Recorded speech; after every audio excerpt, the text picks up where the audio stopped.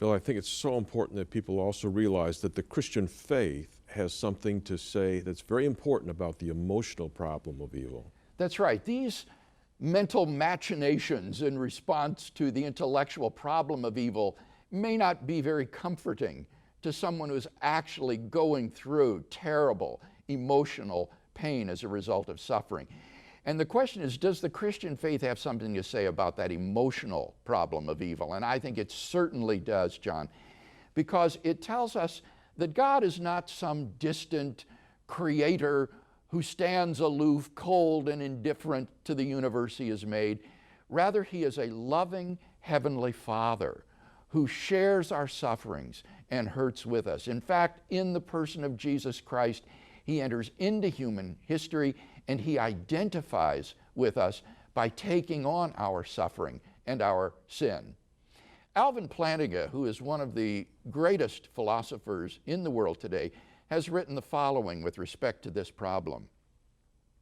As the Christian sees things, God does not stand idly by, coolly observing the suffering of his creatures.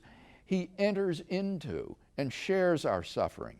He endures the anguish of seeing his Son, the second person of the Trinity, consigned to the bitterly cruel and shameful death of the cross.